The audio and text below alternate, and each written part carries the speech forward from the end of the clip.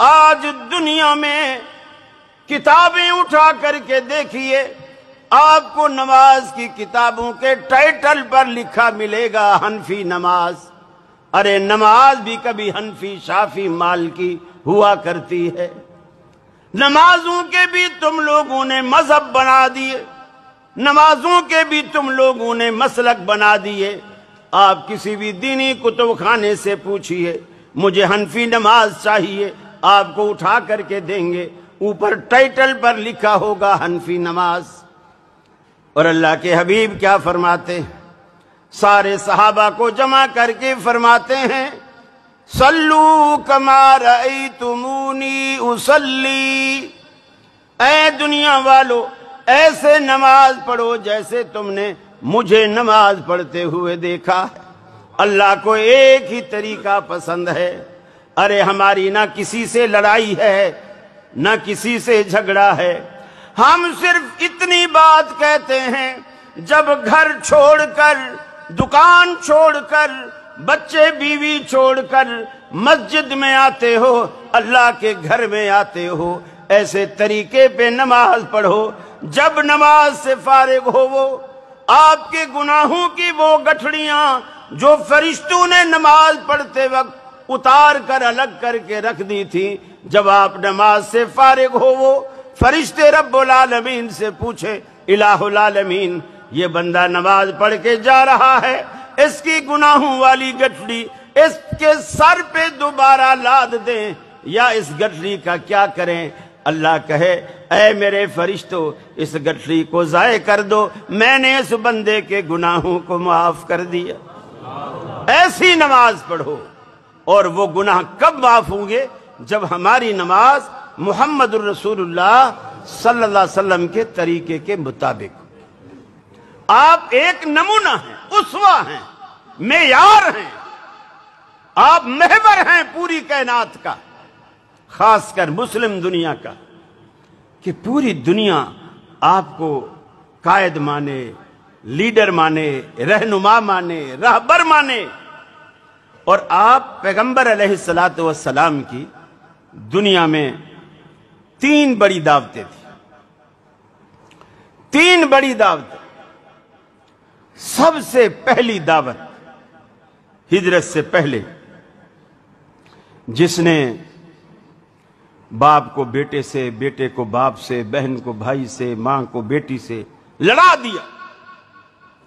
آج دنیا میں یہ جو لبرل طبقہ ہے نا، یہ بڑا ایشو اٹھاتا ہے کہ میاں ایسی بات کرو کسی کا دل نہ دکھے، کسی کا دل نہ دکھے، محبت والی بات کرو، محبت والی بات کرو۔ اگر کوئی کہے کسی کا دل نہ دکھے، مجھے بتائیے دنیا میں نبی کریم صلی اللہ علیہ وسلم سے میٹھا بھی کوئی ہو سکتا ہے؟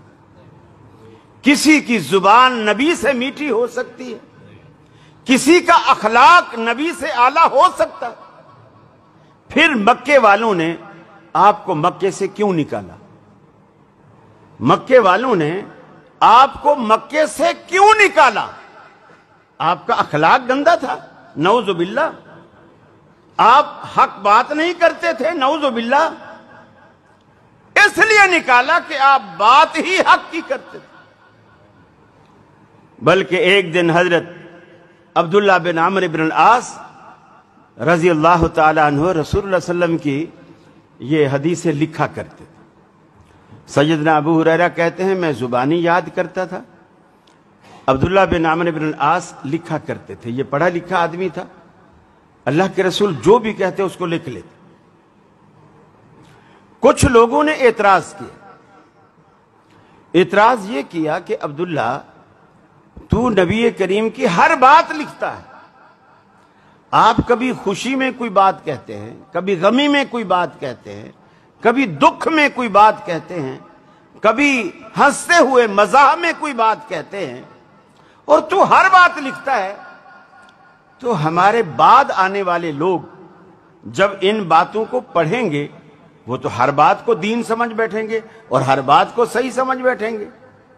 تو چلو آج ماحول سے واقف ہے کہ آپ نے یہ بات ہنستے ہوئے کہی، مزاح میں کہی یا غصے میں کہی، کسی بھی حالت میں کہی، تیرے کو پتا ہے، لیکن تیرے بعد جو لوگ آئیں گے ان کو تو پتا نہیں ہے، وہ تو تیری لکھی ہوئی ہر بات کو حدیث سمجھیں گے اور ہر بات پہ عمل کرنا شروع کر دیں گے اور ہر بات کو دین سمجھیں گے۔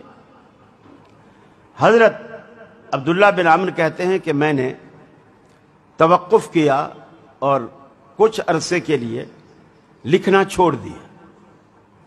پھر میں نے سوچا کہ یار میں نے لوگوں کے کہنے پر ایک اچھا کام چھوڑ دیا، میں رسول اللہ سے کیوں نہیں پوچھ لیتا صلی اللہ علیہ وسلم، میں آپ سے کیوں نہیں پوچھتا کہ لوگ ایسا کہتے ہیں، آپ بتائیے میں لکھوں کہ نہ لکھوں۔ صحابہ کرام میں جو خوبی تھی نا، وہ یہی سب سے بڑی خوبی تھی۔ کوئی کچھ بھی کہتا، ادھر سے سنتے ادھر نکال لیتے، اور اگر وہ دماغ میں اثر کرتی رسول اللہ کے پاس چلے جاتے، یا رسول اللہ صلی اللہ علیہ وسلم یہ بات ایسے ہے، لوگ ایسا کہتے ہیں، آپ بتائیے ہم کریں یا نہ کریں۔ آج لوگ رسول اللہ صلی اللہ علیہ وسلم تو موجود نہیں ہیں، لیکن آپ کی پوری تعلیمات موجود ہیں، حدیث کی شکل میں آپ کی پوری زندگی محفوظ ہے۔ سابقہ کتابوں میں، سابقہ مذاہب میں جو آسمان سے اترنے والی کتابیں ہیں، تورات، انجیل، زبور، وہ بھی آج محفوظ نہیں ہیں، لیکن اسلام کی اللہ نے ایسی حفاظت کی ہے، نہ صرف قرآن محفوظ ہے بلکہ نبی کریم کی 23 سالہ دور نبوت کی زندگی محفوظ ہے۔ جن لوگوں نے نبی کی زندگی کو محفوظ کیا ان کی زندگیاں بھی محفوظ ہیں، جسے آپ راویان حدیث کہتے ہیں، ان کی زندگیاں بھی محفوظ۔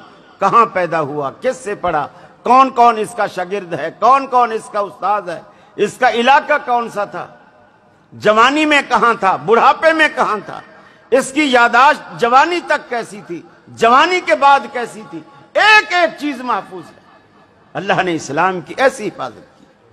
جب عبداللہ بن عمرو بن العاص نے کہا یا رسول اللہ صلی اللہ علیہ وسلم، لوگ مجھے روکتے ہیں میں آپ کی ہر بات نہ لکھوں، اور میں پہلے لکھتا تھا، آپ بتائیے میں نہ لکھوں یا لکھا کروں؟ نبی کریم صلی اللہ علیہ وسلم نے فرمایا، عبداللہ میری ہر بات لکھا کرو، میری ہر بات لکھا کرو، اللہ کی قسم میں غصے میں بولوں، خوشی میں بولوں، غم میں بولوں، مزاح میں بولوں، میری زبان سے جب بھی نکلتا ہے حق نکلتا ہے، حق کے سوا کچھ نہیں نکلتا، اور یہ مقام دنیا میں کسی اور کا نہیں ہے۔ میں آج پھر کہوں گا، دیگر مذاہب میں، دیگر مسالک میں اور اہل حدیث میں بنیادی فرق یہ ہے، ہمارا مرجع اللہ کا رسول ہے۔ ہم کہتے ہیں جو بھی بات ہے رسول اللہ پہ پیش کرو، اگر آپ اس کی تصدیق فرما دیتے ہیں وہ ہماری بات، آمنا و صدقنا۔